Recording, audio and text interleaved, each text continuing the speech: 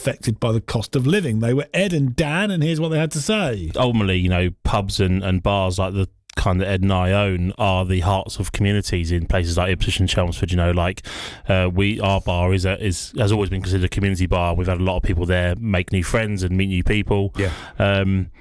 And we're buying in independent craft beer products from not only the UK but also all around the world. I think people want those. They want that experience. Beer isn't kind of what it used to be. Where it was £4 a pint, and it was you got what you got, and you still have obviously an awful lot of people that drink your standard kind of macro lagers, and they love their brand. The British public have been like that forever. But even just you see the cost of bars across the city, and you can go to what I guess I'd consider a normal pub here, and you're still paying £7.50. Yeah. That's Ed and Dan with their discussions. Well, tuning into that was Rick, who runs Billericay Brewery, Rick Coppack. He sent us an email saying that he has launched a GoFundMe campaign to help his brewery and the facilities there. And he joins me now. Hi to you, Rick.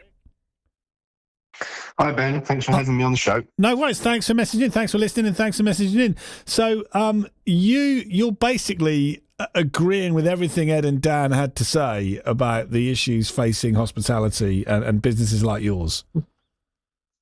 Yeah, I think what particularly resonated was the mention about how micropubs and taprooms become more than just a place to buy a pint. They become community assets in a way, where people come to experience the events that we put on, whether that be from live music to vinyl record events to pop-up food events which support other small local independent food vendors. And it's a place to, enjoy a drink in a very friendly, safe, inclusive environment. And we work very, very hard to put on these events because we need to give people a reason to come out and spend their hard-earned money. But although, as Dan mentioned yesterday, the revenues have gone up year on year, but it doesn't mean we're making any more money because the costs have gone up out of proportion with that. So we decided to come out fighting, and what we would like to do is try and give people even more of a reason to come to us by trying to improve our facilities. Now, perhaps 10 or 15 years ago, we might have borrowed to do that, but that really isn't an option anymore. We're launching a GoFundMe crowdfunding campaign to replace an existing and, let's be honest, a rather tatty-looking marquee that saw us through COVID into a nicer looking, warmer, friendlier, all year round usable space for people to enjoy what we have to offer. And how's that going? Is it being well received by the people that visit in the local area? Yeah, well, so far so good. It's very early days on the crowdfunding campaign. We launched in a soft way to our friends and family last week, and it's gone to the general public this week. And we're 13% into reaching our target. So another way of looking at that is that we're 83% to go.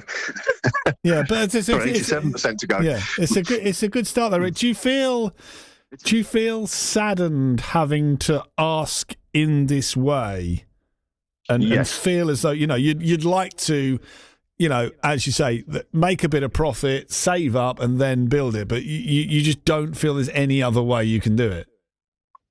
At the moment, I don't feel there's any other way. I also think that it is, despite everything that we have done in the last few years, that it almost feels like point that if we can't do this, we're not sure how we can take the business forward. And as you say, it is a shame to kind of go out asking for money, but we'd like to be able to fund this simply through the cost of what people spend here already. But it has become a community asset. I think there are an awful lot of people who would miss us if we weren't here, and we're rather hoping that the good and the great people of Billericay and Essex in general will recognise that and the value in these sorts of places.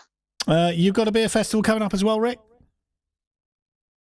We have indeed, yeah. We have a beer festival the 25th to the 30th of March, but we're also holding a couple of open days which is this Saturday, and one of which is the 14th of March, so 2 weeks' time, where you can meet the staff. You can see the sort of vision that we have for the place, and hey, while you're here, we'll have a Whereabouts are you in Billericay? Okay. Which is Chapel Street runs parallel to the High Street, so the easiest landmark is that we're behind Waitrose. Okay, everyone knows where that is in Billericay. Fantastic. Yeah. So, Rick, have you got any good brew? I mean, I'm not. Are you allowed to say some of the? If they're family friendly, you can say some of the brews you brew there. What are the names of some of your brews? Well. Yeah, we've had a little bit of a thing with naming some of our brews after Ian Dury and the Blockhead references. So we have a brew called Rhythm Stick. We have a brew called Billericay Dicky. I mean, why wouldn't you? Yeah. And there are a few like that, but also there are some sort of local references. So our newest beer that will be coming out, released at the Beer Festival, will be Norsey Gold, named after Norsey Woods, which is a famous old ancient woodland on the outskirts of Billericay. Well, a nice pint of Norsey Gold. I'll see you soon. Yep. Thank you, Rick. You take care. That is Rick from Billericay Brewery. Just wanted to flag up via email. Actually, sent us his support for Ed and Dan's efforts over here in Chelmsford. And he's doing exactly the same at Billericay Brewery. Feel free to check out Billericay Brewery if you so wish. Good to chat to you, Rick. Thank you. It's Talk Tall.